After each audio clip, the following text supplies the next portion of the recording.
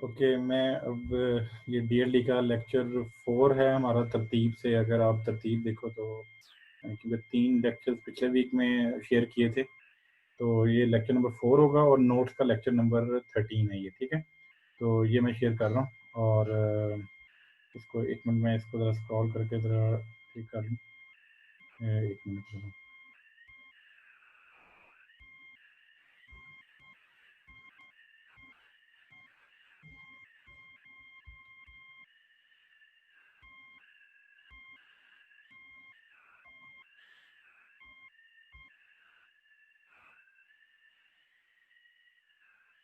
अच्छा, तो lecture number 13 जो है ये चैप्टर नंबर 4 कॉम्बिनेशनल लॉजिक, जो बुक का चैप्टर 4 है उस पे बेस्ड है। और जो इस चैप्टर में हम कॉम्बिनेशनल सर्किट्स करेंगे। शुरू में कुछ थ्योरी लिखी हुई है इसकी, और एक चीज़ है कि पहले पेज में ज़रा एक दफ़ा स्क्रॉल करके आपको सारे टॉपिक्स बता देता हूँ, फिर हम इसको करते हैं। पहले पेज के ऊपर जो है ना, इसमें कॉम्बिनेशनल सर्किट और सिक्वेंशियल सर्किट को कंपेयर किया हुआ है, ठीक है। कॉम्बिनेशनल सर्किट हम चैप्टर 4 में करेंगे, यानी इस चैप्टर में, और सिक्वेंशियल सर्किट जो है वो चैप्टर 6 में करेंगे। पहले पेज के ऊपर उसने बताया हुआ है कॉम्बिनेशनल सर्किट क्या होते हैं और सिक्वेंशियल सर्किट क्या होते हैं, ठीक है। अच्छा, अगले पेज के ऊपर कॉम्बिनेशन सर्किट की ब्लॉक डायग्राम आती है और कॉम्बिनेशन सर्किट को डिज़ाइन कैसे करते हैं उसका प्रोसीजर लिखा हुआ है 4 5 6 स्टेप्स में, ठीक है। 6 स्टेप्स के अंदर फिर नीचे कुछ एग्जांपल्स का जिक्र है, वो हम करेंगे आगे। अच्छा, उसके बाद अगले पेज पे अगर आएँ तो उसने ये बताया हुआ है कि जो कॉम्बिनेशन सर्किट जब हम पढ़ लेंगे ना, तो शुरू में एडर्स और सब्ट्रैक्टर्स जो होते हैं ना, ये भी कॉम्बिनेशन सर्किट की एग्जांपल्स हैं।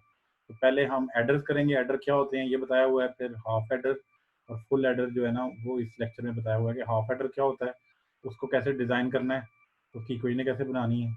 और फिर अगले लेक्चर के अंदर जो है वो सब्ट्रैक्टर जो है, हाफ सब्ट्रैक्टर और फुल सब्ट्रैक्टर जो है वो बताया हुआ है।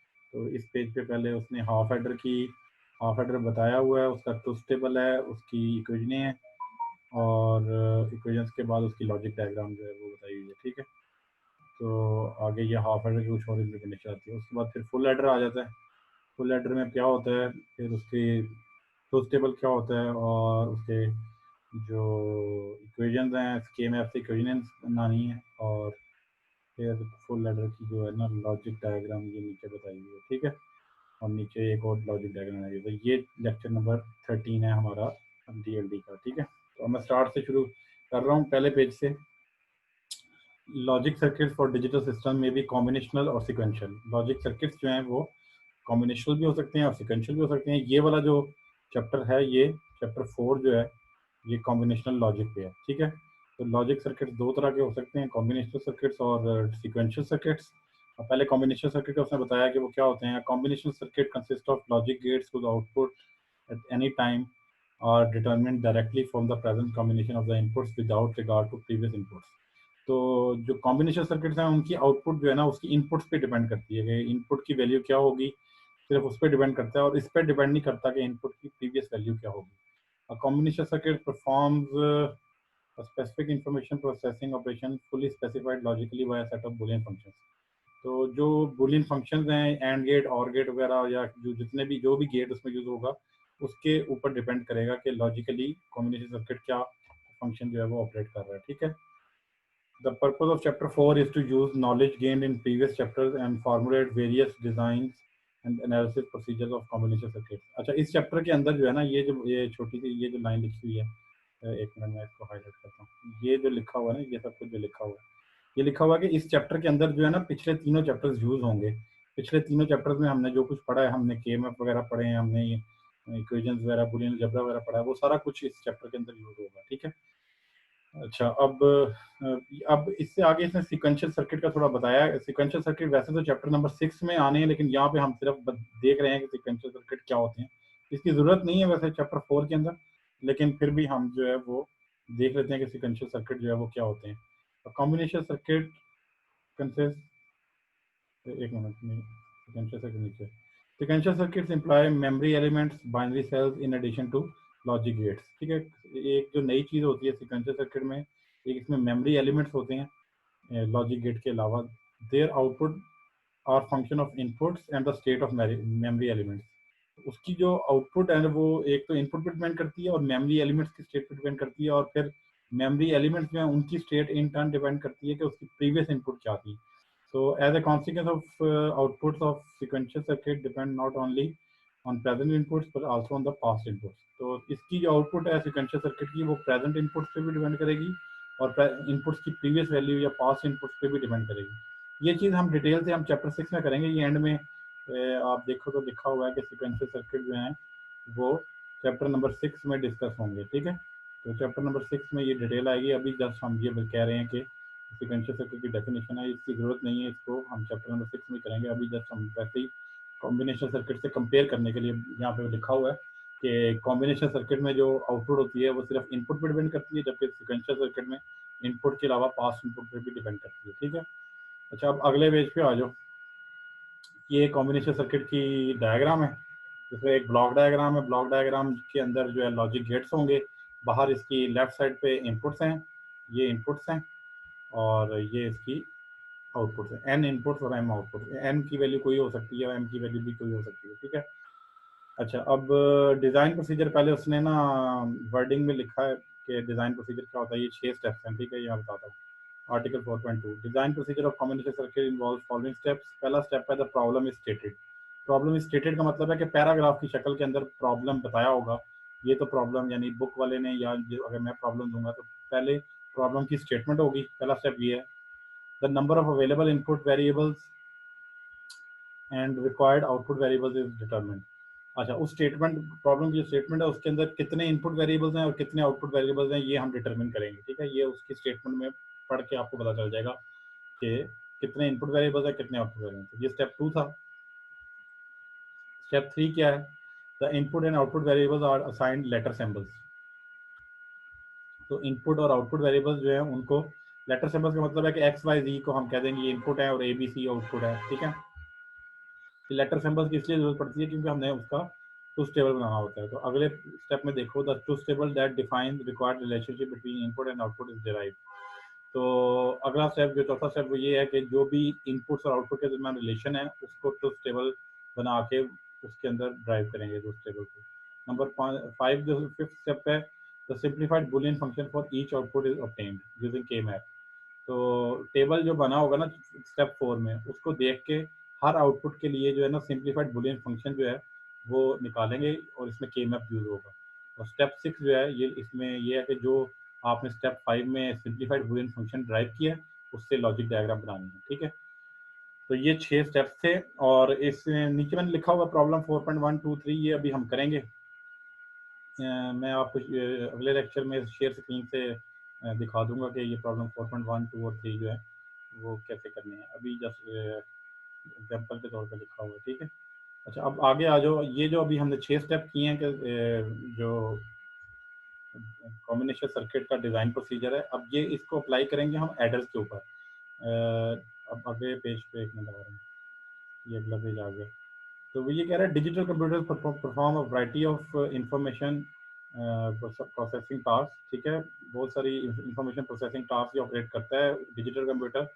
अच्छा, among the basic functions encountered are the various arithmetic functions. तो कंप्यूटर में मैथमेटिकल अरिथमेटिक ऑपरेशंस होते हैं. The most basic arithmetic operation is addition of two binary bits. सबसे बेसिक जो ऑपरेशन है वो एडिशन है टू बाइनरी बिट्स की. A combination circuit that performs the addition of 2 bits is called half adder. A combination circuit that performs the addition of 3 bits is called full adder. ठीक है, 2 bits को अगर add करेगा तो उसको half adder कहते हैं और 3 बिट्स को ऐड अगर करेगा तो उसको फुल एडर कहते हैं. ठीक है, तो अब हाफ एडर जो है वो हम कर रहे हैं. The circuit needs 2 binary inputs and 2 binary outputs. 2 inputs होंगी और 2 आउटपुट्स होंगी इसकी. The input variables designate the augend and addend bits.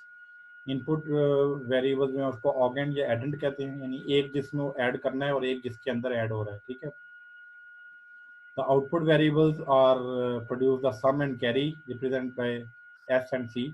Output जो वेरिएबल्स हैं उसको सम और कैरी कहेंगे जिसको एस और सी से ड्राइव करेंगे हम. अगले पेज पे आ जाओ. The truth table of half adder is as follows. ये ट्रूथ टेबल है हाफ एडर का. तो इसमें देखो एक्स और वाई जो है ये इनपुट्स हैं और सी और एस जो है ये आउटपुट्स है, ठीक है। तो ये बड़ा सिंपल है, 0 + 0 जो है उसका आंसर 0 होता है। तो 2 बिट्स में अगर हम, अच्छा कैरी को लेफ्ट पे लिखना है, सम को राइट पे लिखना है। कैरी जो है मोस्ट सिग्निफिकेंट बिट है और सम जो है वो लीस्ट सिग्निफिकेंट बिट है। तो एक्स अगर 0 है, वाई 0 है, इन दोनों को ऐड करो तो आंसर 0 आता है। 0 को 2 बिट्स में लिखें तो 0 0 होता है। इसी तरह एक्स 0 है और वाई 1 है, तो 0 + 1 1 होता है। 1 को अगर 2 बिट्स में लिखे तो 0 1 होता है। ये 0 1 लिख दिया, कैरी 0 सम 1। फिर 1 + 0 फिर 1 होता है, तो उसको 2 बिट्स में लिखो तो कैरी 0 और सम 1। और 1, अब चौथा जो कॉम्बिनेशन है ये वाला, इसमें x1 है और y1 है। 1 + 1 2 होता है। 2 को अगर 2 बिट्स में लिखो तो 1 0 जो उसका बाइनरी है वो 2 1 0 होता है। तो कैरी 1 हो जाएगा और सम जो है वो 0 हो जाएगा, ठीक है। तो अब नीचे लिखा हुआ है the carry output is 0 unless both inputs are 1। तो सिर्फ आखिरी केस में जो है वो, जो मैंने हाईलाइट किया हुआ है, सिर्फ उसमें कैरी 1 होता है। बाकी सब केसेस में जब दोनों एक्स और वाई दोनों जो है इनपुट्स 1 होती हैं, सिर्फ तब कैरी 1 होता है, अदरवाइज जो है वो कैरी 0 होता है, ठीक है। The S input represent the least significant bit of the sum. जो एस है वो सम की लीस्ट सिग्निफिकेंट बिट को शो करता है, ठीक है, क्योंकि ये राइट साइड पे तो लीस्ट सिग्निफिकेंट है और कैरी जो है वो मोस्ट सिग्निफिकेंट है, ठीक है। अच्छा, अब अब इसकी ना इक्वेशन बनानी है। अब देखो इसकी इक्वेशन कैसे बनेंगी। अगर आप ये देखो कि सम जो है, पहले सम की इक्वेशन बनाते हैं। सम कहाँ कहाँ 1 है, एक मिनट। सम इन दो कॉम्बिनेशन में 1 है ना, तो इन दो कॉम्बिनेशन में सम 1 है। तो इसमें देखो, यानी x 0 हो और y 1 हो उस वक्त सम 1 है, और x 1 हो y 0 हो उस वक्त सम 1 है। तो इसको मैं बूलियन अलजेब्रा में इस तरह लिखेंगे कि x बार y प्लस एक्स वाई बार, ये दो कॉम्बिनेशन ऐसे हैं जिसमें सम 1 होता है। तो नीचे अगर आप देखो तो, अगर मैं नीचे स्क्रॉल करूं तो, एक मिनट, नीचे स्क्रॉल करके लिखेंगे तो ये सम की इक्वेशन आ गई, एक्स बार वाई प्लस एक्स वाई बार। ये मैंने ऊपर आपको समझाया कि कैसे सम जो है वो इन दो केसेस में 1 है, तो ये इसकी इक्वेशन हो गई। उसके बाद ऊपर जाओ तो कैरी जो है वो किस वक्त 1 है, कैरी सिर्फ लास्ट केस में 1 है। एक मिनट मैं इसको स्क्रॉल करने लगा, लास्ट वाला जो केस है, सिर्फ कैरी जो है वो इस वाले केस में 1 है। लास्ट वाले केस में, ये वाला जो केस है, इसमें कैरी 1 है। तो उसके पढ़ना हो, इसकी इक्वेशन बननी हो तो एक्स भी 1 है, वाई भी 1 है, तो एक्स वाई कहेंगे, एक्स एंड वाई कहेंगे। इस केस में कैरी 1 है, तो कैरी जो सी है वो उसकी इक्वेशन बनेगी, ये इसकी में बुलियन सिंप्लीफाइड बुलियन इक्वेशन बनेगी। कैरी जो है सी एक्स वाई है, क्योंकि एक्स 1 हो और वाई 1 हो उस वक्त कैरी 1 होता है, ठीक है। तो अब इन इक्वेशनों से आप इसकी लॉजिक डायग्राम बना लें। लॉजिक डायग्राम कैसे बनेगी, एक्स बार वाई और एक्स वाई बार है। तो नीचे अगर इसको स्क्रॉल करें तो ये है इसकी लॉजिक डायग्राम, एक्स वाई बार इसका एंड करा दो, एक्स बार और वाई का एंड करा दो और इन दोनों को और केस में लगा दो तो ये सम आ जाएगा, और एक्स और वाई का एंड करा दो, ये कैरी आ जाएगा। अच्छा, ये जो चीज़ है ना एक्स वाई बार और एक्स बार वाई, इसको एक्सक्लूसिव और भी कहते हैं। अगर आपने पिछले चैप्टर में आपको याद हो तो एक्स वाई बार और एक्स प्लस एक्स बार वाई जो है ना, इसको एक्सक्लूसिव और भी कहते हैं। तो ये वाला जो गेट है ये एक्सक्लूसिव और का गेट है, इससे भी सम का सर्किट बन सकता है और इधर से एंड लगा के ये कैरी बन जाएगा, ठीक है। तो अब इसके बाद अगले पेज पे आ जाओ तो उसने कहा हुआ है कि अगले पेज पे ना ये हाफ एडर की कुछ और डायग्राम्स हैं। अच्छा, ये डायग्राम कैसे बनती हैं अब मैं आपको ये बताता हूँ ये कैसे बना है। अगर आप वापस ट्रूथ टेबल पे जाओ ना, ट्रूथ टेबल पे वापस जाओ, अगर आप, ये ट्रूथ टेबल है। इस ट्रूथ टेबल में हमने ये किया था कि सम जहाँ जहाँ 1 था उसकी इक्वेशन लिख ली थी, एक्स बार वाई और एक्स प्लस एक्स वाई बार। अगर आप उससे उलट काम करो ना, ये जो 0 है यहाँ पे सम 0 है और यहाँ पे सम 0 है। अगर आप इसकी इक्वेशन लिखो तो ये इक्वेशन आएगी एक्स बार वाई बार और प्लस एक्स वाई, और ये सम का कॉम्प्लीमेंट होगा, एस कॉम्प्लीमेंट। फिर उस एस का कॉम्प्लीमेंट लेने के लिए पहले ये इक्वेशन लिख लो जहाँ जहाँ एस 0 है, फिर उसका दोबारा कॉम्प्लीमेंट ले लो डे मॉर्गन थ्योरम से, तो उससे आपके पास जो है ना वो ये इक्वेशन आ जाएगी। ये जो इस पेज के ऊपर है ना, एक मिनट में हाईलाइट करते हैं, ये वाली जो इक्वेशन है ये आ जाएगी। पहले सम जो है वो 0 वाले सम पढ़ लो, वो एस बार आएगा, उसका डिमॉर्गन से फिर कॉम्प्लीमेंट ले लो तो एस आ जाएगा, तो वो एक्स प्लस वाई और एक्स बार प्लस वाई बार आएगा। तो उससे जो है ना आपकी ये वाली डायग्राम बनेगी, ठीक है, ये वाली डायग्राम। इस अगर आप ये वाली इक्वेशन यूज करते हो तो उससे आपकी ये वाली डायग्राम बनेगी, ठीक है। तो इससे पहले और गेट लगे हुए हैं, एंड गेट लगे हुए हैं, ठीक है, और कैरी जो है वो वही रहेगा एक्स वाई वाला, ठीक है।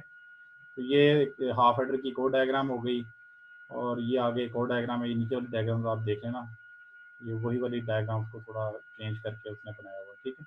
तो ये हाफ एडर की 3 डायग्राम हो गई। अब आगे फुल एडर पे आ जाओ। फुल एडर जो है वो क्या होता है, फुल एडर जो है कॉम्बिनेशन सर्किट है जो कि 3 बिट्स को ऐड करता है। इसके टेबल में देख लो एक्स वाई और जी 3 बिट्स हैं, और उसी तरह जो आउटपुट हैं वो कैरी और सम जो है वो 2 बिट्स का आउटपुट है, ठीक है। तो इसमें देख लो बिल्कुल उसी तरह करना है, बस इसमें 3 बिट्स ऐड हो रही हैं। तो जो है इसको टेबल को पहले समझ लो। एक्स जो है वो 0 है, वाई भी 0 है, जेड भी 0 है। 0 प्लस 0 प्लस 0 तीनों 0 आते हैं, तो आउटपुट जो है वो 0 ही होगी। 2 बिट्स में 0 लिखना होगा, तो 0 प्लस 0 प्लस 0 0 ही होता है, तो कैरी भी 0 होगा, सम भी 0 होगा। अब दूसरे केस में 0 प्लस 0 प्लस 1 ये 1 होता है, तीनों बिट्स को ऐड करें तो 1 को 2 बिट्स में लिखना हो तो 0 1 लिखते हैं। फिर उससे अगले केस में चले जाओ, 0 प्लस 1 प्लस 0 इन तीनों को ऐड करो तो 1 आता है, तो 2 बिट्स में 1 लिख दिया, 0 1 यानी कैरी 0 और सम 1। उससे अगले केस में आ जाओ, 0 प्लस 1 ये 2 होता है, तो 2 जो है वो लिखना हो तो 2 का बाइनरी 1 0 होता है, तो कैरी जो है वो 1 हो जाएगा और सम 0 हो जाएगा। अच्छा, उससे अगले केस में आ जाओ, 1 प्लस 0 ये 1 होगा, तो 2 बिट्स में 1 लिख दिया, तो 0 1 कैरी 0 सम 1। उसके बाद अगले केस में आ जाओ, 1 प्लस 0 तो ये 2 होता है, तो 2 बिट्स में ये 2 लिख दिया, 2 बिट्स में ये 2 हमने लिख दिया, ये 1 0, ठीक है। अच्छा, इसको मैं सॉल्व कर लूँ। अच्छा, फिर उससे अगले केस में आ जाओ, ये एक मिनट,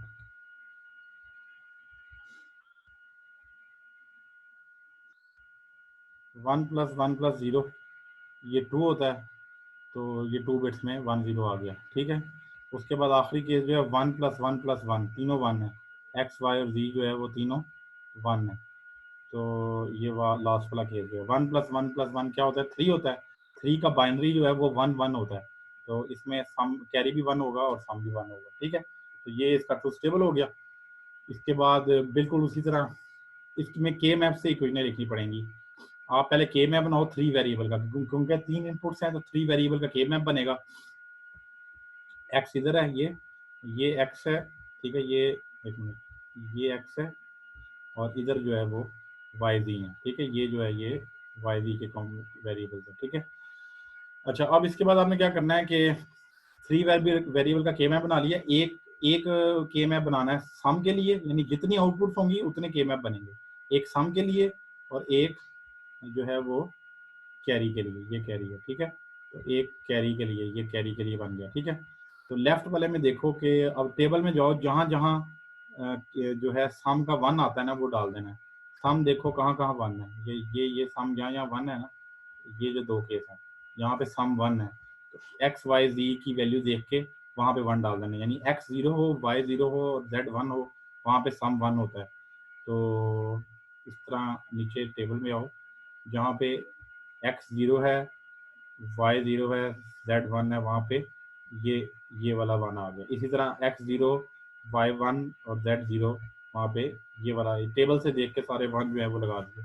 फिर यहाँ पे एक्स 1 है, वाई 0 है, जेड 0 है, ये वाला 1 आ गया, और ये x1 y1 और z1 ये वाला आखिरी वाला 1 जो है ये वाला 1 आ गया, ठीक है। अब अगर आप देखो ना इस टेबल में, ये जब के मैप बनाया हमने, तो इसमें ना कॉमन कोई नहीं आता, कोई भी 1 किसी के साथ कॉमन नहीं आता, तो इसलिए जब कॉमन नहीं आता ना तो इस डब्बे को वैसे ही लिख देंगे, यानी इसको ये x बार है, y बार है और z है, x 0 है और y 0 है, z 1 है ना, x बार y बार z, इस तरह सारे 1 ऐसे लिख देने हैं, x बार y z बार, ये x बार y z बार, ये वाला डब्बा सारे बगैर कॉमन लिए जो है ना ऐसे ही 1 लिख देने हैं, ठीक है। फिर x y बार z बार, ये यहाँ पे ये वाला जो 1 है, ये x 1 है और y और z 0 है तो x y बार z बार आ जाएगा, और इसके अंदर ये तीनों 1 है तो x y z आ जाएगा। तो बगैर तो ये सम की इक्वेशन आ गई, ये वाली जो इक्वेशन है ये सम की इक्वेशन आ गई जिसमें हमने के मैप से सारे लिख दिए। अब राइट पे आ जाओ, ये कैरी के लिए इसी तरह ऊपर से टेबल से देखना है, कैरी में जहाँ जहाँ कैरी 1 है ना टेबल में, वो वाले के मैप के खानों में 1 डाल देना। तो ये वाले 1 जो है कैरी के 4 1 हैं, तो ये 1 डाल दिए। उसके बाद यहाँ पे कॉमन आ रहा है, पहले ये वाले 2 1 कॉमन ले लिए,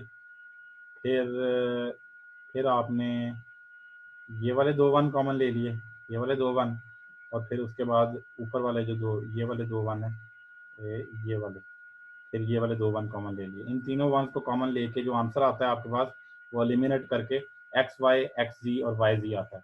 ठीक है, अब इसकी लॉजिक डायग्राम बनानी है, तो लॉजिक डायग्राम ऐसे बनेगी कि सम की, देखो सम की लॉजिक डायग्राम कैसे बनेगी, सम की लॉजिक डायग्राम ऐसे बनेगी कि ये एक्स वाई, ये वाला एक्स बार वाई बार जी बार एक्स बार वाई जी बार, ये 4 एंड गेट हो गए और एक और गेट लग जाएगा। ठीक है, ये पहले हम काम कर चुके हैं, ये 4 एंड गेट लगाए, उन सब की जो भी इनपुट्स हैं वो लगा दी और उन सबको और गेट में डाल दिया, ये सम आ जाएगा। और कैरी का कहाँ से आएगा, कैरी का ये जो कैरी की इक्वेशन है, ये वाली जो कैरी की इक्वेशन है इसमें मैं हाईलाइट कर देता हूँ, ये कैरी की इक्वेशन है। ठीक है, कैरी की इक्वेशन में 3 एंड गेट और एक और गेट आएगा, तो ये नीचे ये कैरी की इक्वेशन लिखी हुई है। ठीक है, 3 एंड गेट, ये 3 एंड गेट और एक और गेट बना के, तो ये जो है ये कैरी की लॉजिक डायग्राम बन गई। तो ये जो है वो प्रोसीजर है एडर्स का। उसके बाद उसने ना फुल एडर को उसने 2 हाफ एडर मिला के किया हुआ, ये कोई इतना इंपॉर्टेंट नहीं है। लास्ट में जो है ना 2 हाफ एडर मिला के तो एक फुल एडर बनाया हुआ है, ये कोई इतना इंपॉर्टेंट नहीं है, इसको देख लेना आप कि ये वाला एक हाफ एडर है और ये वाला एक और हाफ एडर है, इन दोनों का मिला के फुल एडर बन जाता है। ठीक है, ये अभी फिलहाल इसको छोड़ो। तो अभी ये वाला लेक्चर जो है, लेक्चर नंबर 13 जो है, यहाँ पे ख़त्म कर रहे हैं। अगले लेक्चर के अंदर जो है मैं आपको सब्ट्रैक्टर्स कराऊंगा और उसके साथ और भी कुछ प्रॉब्लम आएंगे जो कि कॉम्बिनेशन लॉजिक के होंगे। तो ये लेक्चर नंबर 13 यहाँ पे ख़त्म कर रहे हैं। ठीक है, थैंक यू।